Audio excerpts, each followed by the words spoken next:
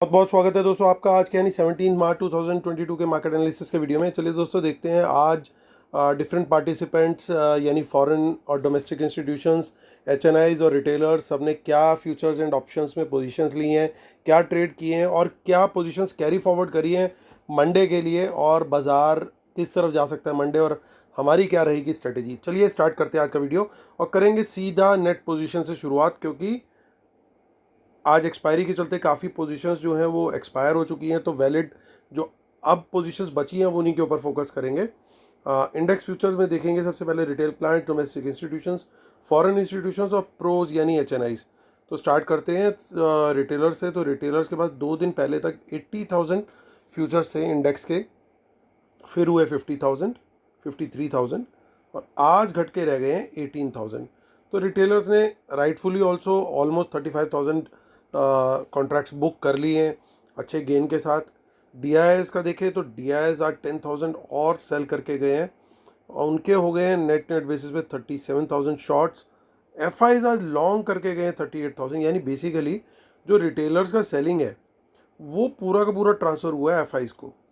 तो एफआईज इस लेवल पे आकर के अब एक्यूमुलेशन कर रहे हैं और ना सिर्फ इनको बाय किया बल्कि उन्होंने शॉर्ट्स भी क्लोज किए हैं, यानी 50,000 का सिंगल डे बाय आया है इनका, जो कि इतने टाइम से हम लोग वीडियो आप लोग भी देख रहे हैं, काफ़ी लोग बहुत पुराने सब्सक्राइबर्स हैं, मेरे ख्याल से one of the highest single days का नेट बाय आया ये क्वांटिटी। सो 32,000 का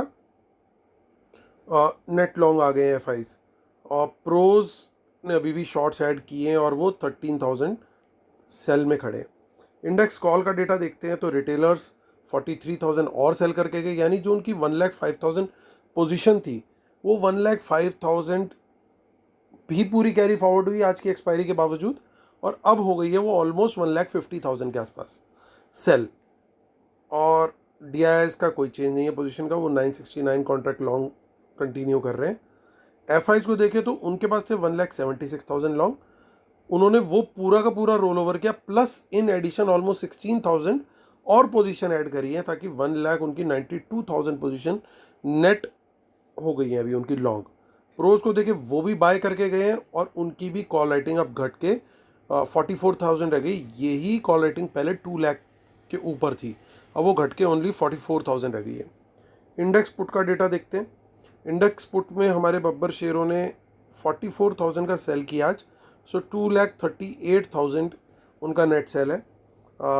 1,94,000 पहले ही उनका सेलिंग था, अब 2,38,000 है। एफआईज भी कुछ पोजीशन सेल करते हुए दिखे, उनकी अब 2,33,000 रह गई है।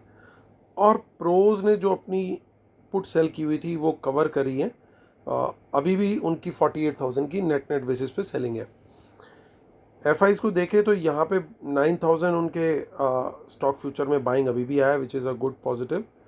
और स्टॉक कॉल्स और पुट्स में बियरिश पोजीशन ले जाते हुए दिखे रिटेलर्स, और स्मार्ट मनी ने किया इसका अपोजिट, यानी वो बाय करके गए हैं, बुलिश पोजीशन लेके गए हैं, कॉल बाय करके गए हैं और पुट सेल करके गए हैं।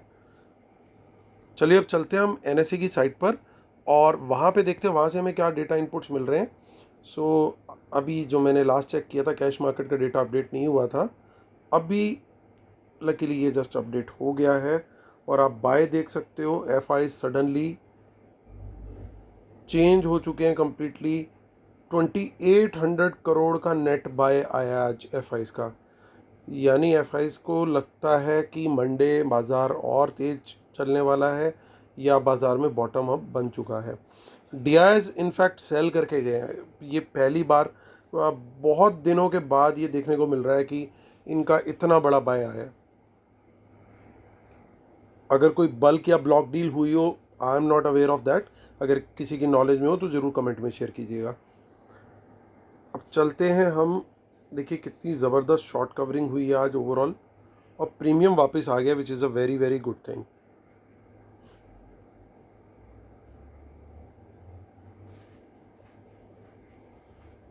अब बैंक निफ्टी के फ्यूचर पे चलते हैं, वहाँ पे भी अच्छी खासी शॉर्ट कवरिंग देखने को मिली है वहाँ पे, लेकिन अभी फ्यूचर थोड़ा सा डिस्काउंट में दिख रहा है, मोस्टली बिकॉज क्योंकि लास्ट में थोड़ा सा सेलिंग भी आई थी।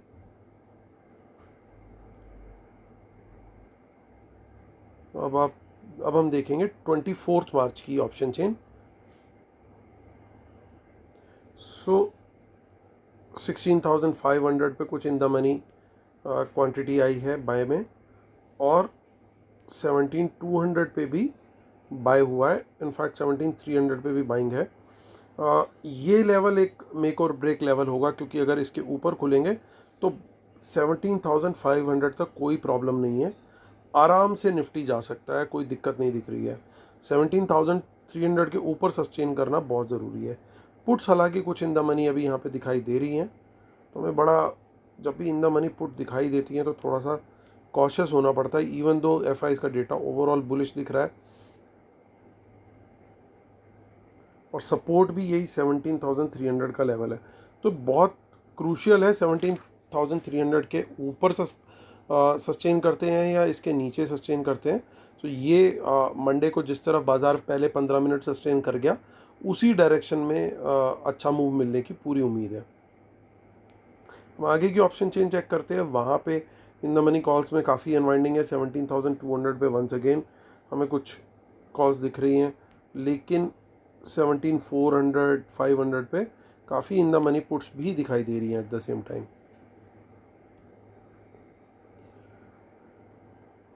अब हम 28 अप्रैल भी चेक कर लेते हैं। यहाँ पे वापस से कुछ कॉल्स दिख रही हैं और वापस से इधर ठीक ठाक क्वांटिटी में पुट्स दिखाई दे रही हैं। तो हम अभी ऑप्शन चेन में माफ़ कीजिएगा शीट पर चलेंगे, और लास्ट में एक बार कंक्लूजन के टाइम पे तो विल ट्राई टू आइडेंटिफाई कि ये पुट बाइंग जो है इन द मनी ये किसके द्वारा की गई है। अब बैंक निफ्टी देखते हैं हम। 17 मार्च नहीं, हमें देखना है 24 मार्च। सो 24 मार्च में कुछ खास डेटा नहीं दिख रहा है फ़िलहाल। अगेन यहाँ पे मेक और ब्रेक लेवल जो है वो 36,500 है, यानी इसके ऊपर सस्टेन किया तो सीधा 37,000 तक की दौड़, और इसके नीचे सस्टेन किया तो नेक्स्ट सपोर्ट जो है वो 36,000 के ऊपर है। उसके नीचे भी, उसके पहले कोई सपोर्ट भी नहीं दिख रहा है। यहाँ पे भी कुछ ना कुछ इन द मनी पुट्स दिखाई दे रही हैं सर्टेनली।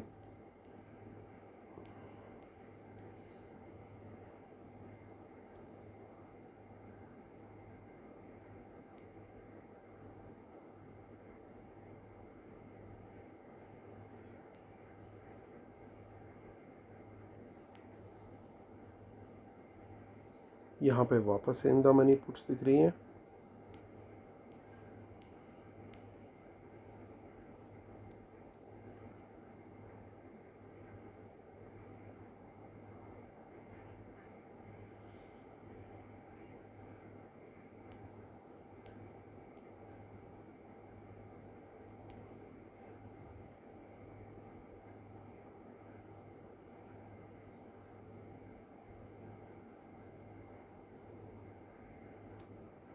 सो ज़्यादा कुछ हमारे को देखने को नहीं मिल रहा है। चलिए चलते हैं वापस अपनी शीट पर, और अब हम इन कॉल्स और पुट्स की जो बाइंग है इसको थोड़ा आइडेंटिफाई करने की कोशिश करेंगे at the time of conclusion. उससे पहले आप डिस्क्लेमर पढ़ लीजिए और रूल्स भी देख लीजिए। और जो वेबिनार है दोस्तों वो 10 अप्रैल संडे को है। सो जो लोग ज्वाइन करना चाहते हैं, नीचे इसी वीडियो के डिस्क्रिप्शन में भी सारी डिटेल्स दे रखी हैं, और आप मुझे मेल करके भी पूछ सकते हैं। और मेरा ट्विटर हैंडल है अमित हमीजा 1, टेलीग्राम चैनल है मार्केट एनालिसिस विद अमित हमीजा, और t.me/market analysis Nifty bank Nifty. चलिए दोस्तों, टाइम टू कंक्लूड। सो और दोस्तों एक चीज़ और, जो लोग ज्वाइन कर रहे हैं अर्ली उनको लाइव एनालिसिस मिलेगा टिल 10 जून। और अब हमने स्टॉक्स और निफ्टी बैंक निफ्टी के ऊपर जो भी मेरे बाइंग और सेलिंग के ट्रेड्स हैं वो भी शेयर करना स्टार्ट कर दिया। तो चलिए दोस्तों, करते हैं अब एनालिसिस कंक्लूजन का अब हमारा। और कंक्लूजन में दिख रही है हमें क्लियरली बाइंग, एक अच्छे बाइंग दिखाई दे रही है एफ के द्वारा, कॉल्स के अंदर भी और इंडेक्स फ्यूचर में भी।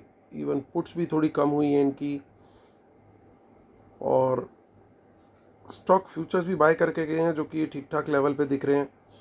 अब आते हैं हम प्रोज की तरफ। प्रोज थोड़ा सा सेल में है फ्यूचर्स में, लेकिन कॉल उन्होंने अपनी राइटिंग घटाई है काफ़ी, और पुट राइटिंग भी इनकी ठीक ठाक है, ऑलमोस्ट बराबर बराबर है अभी इस समय इनकी कॉल और पुट की।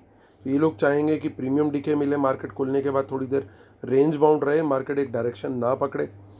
और प्रोज के स्टॉक फ्यूचर्स में आज काफ़ी सेलिंग आई है, और हालांकि स्टॉक कॉल्स और पुट के अंदर इनका पॉजिटिव डेटा है।